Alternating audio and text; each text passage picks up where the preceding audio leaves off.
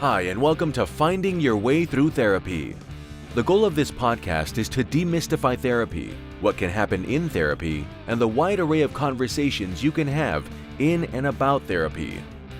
Through personal experiences, guests will talk about therapy, their experiences with it, and how psychology and therapy are present in many places in their lives. With lots of authenticity and a touch of humor, here is your host, Steve Bisson. Merci mille fois. Thank you 1,000 times. Welcome to episode 124. If you haven't listened to episode 123 yet, please go back and listen to it because Brad Mastrangelo was an amazing person. He's a stand-up comedian. He is someone that I've known through a work colleague, a friend of mine. I went to see him a few weeks ago. He's amazing as a stand-up. So please catch his shows, but also listen to his message about laughter and mental health. But episode 124 is a little unique. I think it's the second time that I've done this via YouTube as well as recording the episode. And so if you want to go check it out on YouTube, it's available, which is not typical of my solo episodes. But episode 124 will be on first responders. One of the things that, comes up with first responders and the stuff that I've done overall in the years that I've worked with first responders is that there's a lot of things that are very ill-defined. And that's, part of the issue with first responders at times. So I wanted to work on a couple of ideas. The first thing is that first responders are usually the first to the scene or the first to intervene in a crisis situation of some sort. It doesn't always have to be crisis, but it could be through, working in the community, working in a larger community, and so on and so forth. So how I define it by role, and this is very tough because I had this conversation with my girlfriend, who's also a nurse, who's a nurse director in an ER. We were talking about what is a first responder. So I try to give the best definition I can. If you see me look to the left on the YouTube videos, because I'm reading it. First of all, it's police, local, and state. So if you have state police, local police is defined as, you look at certain areas where every town has a police department. Some places have none and is manned by the county sheriff, which the sheriff's departments are also first responders, particularly in many, many other states. I'm going to be a little Northeast biased here, but at the same time, I'm trying to be also as open as I can about what are first responders. Fire departments. So for firefighters show up on scene. They do medicals now more often than they do fires, which is a good thing and a bad thing at the same time. But I consider fire most in the Northeast are EMTs or paramedics in the firefighter departments around here. But those are also first responders. And you have, private companies, Cataldo out here. And I'm not trying to plug one. I'm just giving an example. But there are many, many, many different versions of private paramedics who go on call and are there. Dispatchers are the forgotten police department people. They are taking most of the calls. They're not always taking the calls, but they take on the calls. They might dispatch the call, but they also will be on the phone with the person as well as the first responder going to the call. And sometimes they don't know right away what happens. They are left in the dark, so to speak, and sometimes they got to answer the next phone call. So dispatchers are there to guide you in that way. Emergency medical workers, ER staff in general, and this is depending on every area you're in, but in the Northeast, emergency medical workers, nurses, doctors, people who do everything that goes with that are part of the first responders in my book. And, sometimes we will have the people who are military personnel and keeping that in mind because military personnel sometimes are the first responders depending on the situation we're in. I can go on and on. You've listened to my episodes before, and if you haven't, go back to listen to some of them. I'm also going to have I've had the first responders in crisis. I had J-Ball on many times. I had Brad Cohen, who's also a correctional staff who works for the sheriff's department. And we all talked about traumas and what people see and the issues that go with that. But what I really want to address is what's the other stuff. So everyone thinks, well, you do mental health because you had blank event that really affected you. Which happens, and I'm okay with that, and I'm more than happy to support anyone who has been going through difficulties in that situation, so to speak. When I think about my first responders in general, I know that it is difficult to explain sometimes those words, and they may come in because of that. But typically, 90% of my conversations are not about significant trauma that happened at work. Could be an accumulation of trauma. That's possible too. And sometimes we do a quick, 3 or 4 sessions with someone who's referred to me, went through an emergency situation, wants to process this and discuss it. So I think that what I really want to focus on in this episode is the other stuff that we don't talk about, the weird hours being one of them. Being a firefighter means 24 hours plus. And what I mean by that is there's many fire departments that are also very short staffed. So you end up doing a lot of covering and being away from your family for 24 plus hours. And then you are with a family, which is your, firefighter family, so to speak. That just makes for weird balance in your life, even if you only have 2 shifts a week, which is, it happens obviously.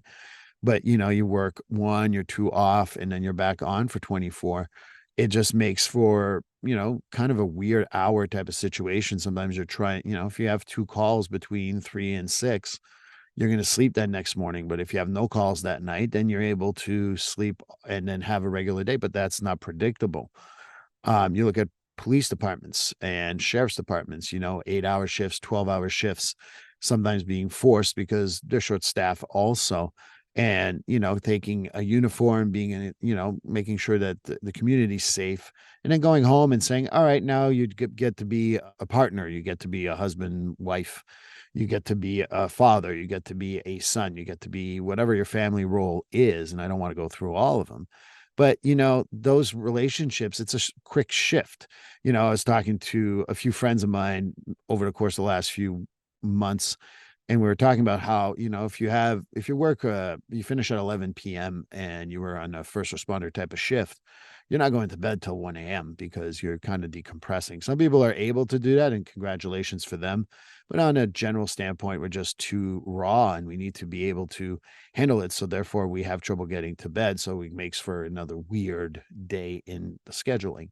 And there's also like if you finish at a 4 o'clock and then, you had a typical hard day or not a typical hard day, just an easy day. It's hard to make the shift from police work to home life. And doing that shift sometimes is very, very complicated. And so how do we communicate that with our spouses? And those are difficult too, because there are spouses too that are working hard and doing maybe something that is not first responder related. But at the end of the day, we feel like we need to get some time off.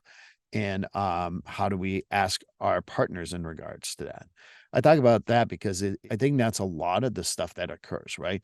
There's so many things I can say in regards to that, but ultimately it's you go from a uniform and in charge to an equal partnership, or as a dad, and you have kids who may or may not listen to you, and you can't use that type of authority. And it's not that police officers always use authority. I'm giving an example, or sheriffs or whatever. It's just that makes for a change. And if you worked in an ER shift that was really late, I can include my good friends at the crisis, mental health crisis teams, shout out to them. But, when you had a hard day at work and you got to get home and do XYZ, it's not an easy transition. It's a hard shift. I think that happens a whole lot more than most people really recognize.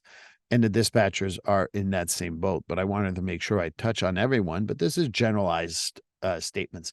But I just don't want you to think that, for people in these types of in the fields of first responders, the mental health issue is just a trauma or an event. There's so many other things. The other one that comes up is the socializing aspect. Thing that we've had a few guests. I know Jay Ball talked about it. I know Brian talked about it. But you get home, you go socialize with others. I always joke around, and this is from an old training I did. But police like to be in the back of a room so they can see the whole room because no one can be behind them, so to speak. And you bring that home, right? Because you're still sometimes wearing that hat, and it's hard to disconnect from your work on a regular basis. Never mind when you're working in that particular work, but socializing. And, always, Jay always says, people always ask me for my worst story or my best story or whatever. Well, maybe you don't want to talk about it, right? That's not the first thing that comes to mind. And you want to be a human being. And I don't go around and say, hey, what's your best accountant story? Or, hey, what's your best engineering story? Most people don't talk about that. But they'll ask first responders, whether it's in the ER, dispatchers, or what have you. They ask them for stories, and that's not something that's easy to explain for a whole lot of people. So I just wanted to throw that out there too. One of the other things too is maybe you have a call with a child that was 3 years old. XYZ happens there, and I'm trying not to trigger anyone, and that's hopefully okay with most of you. And then you get home to your 3-year-old child who could have been in that same exact situation. And that creates like parallels in your life and makes you think, but how do you share that with your spouse? How do you share that with a partner? How do you share that with anyone? It's a really hard share because it's like, I've experienced it that sometimes I share some of the concerns I have with former partners particularly, but they can't really get it, like it gets hard.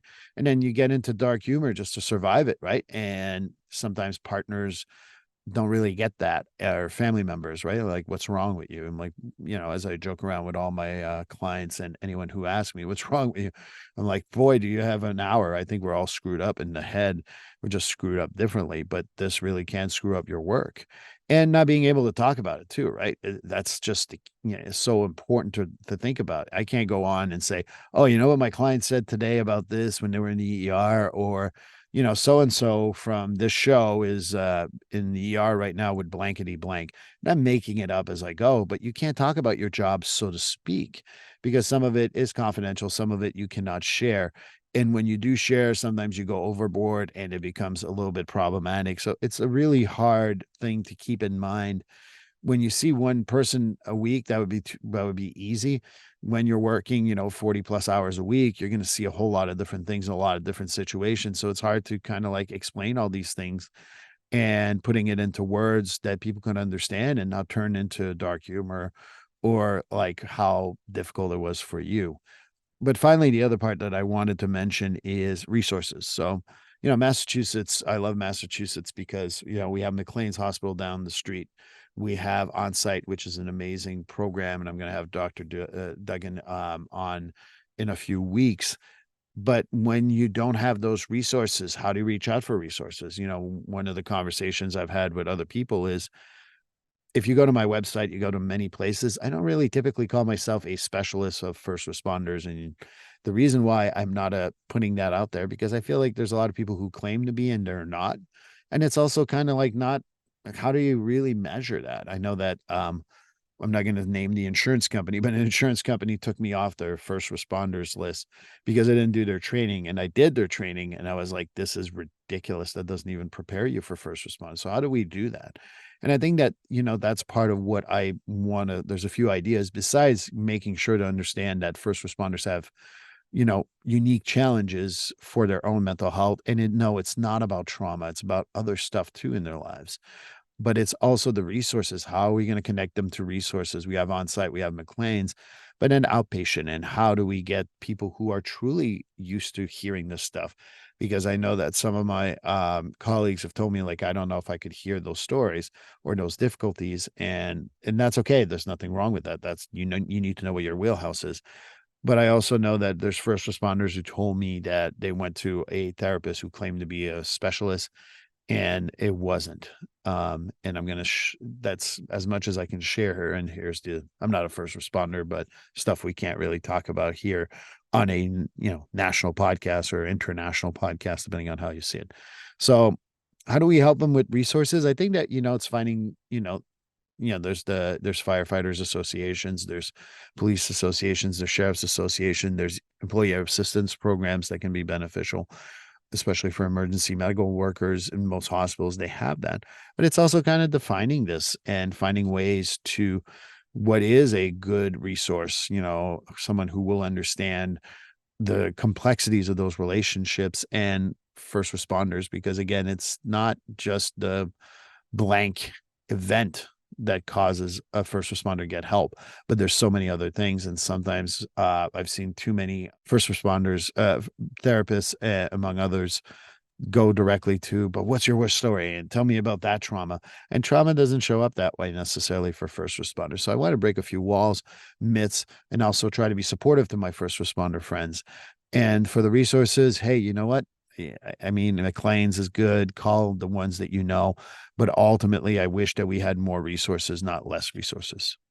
Episode 125 will be with Liz Kelly. Liz Kelly is a former colleague of mine, and we're going to talk about maybe the holidays. Maybe we'll talk about stress. Maybe we'll talk about mood disorders. Maybe we'll just shoot the shit. Who knows? But I hope you join me for the next episode. Please like, subscribe, and follow this podcast on your favorite platform. A glowing review is always helpful. And as a reminder, this podcast is for informational, educational, and entertainment purposes only. If you're struggling with a mental health or substance abuse issue, please reach out to a professional counselor for consultation. If you are in a mental health crisis, call 988 for assistance. This number is available in the United States.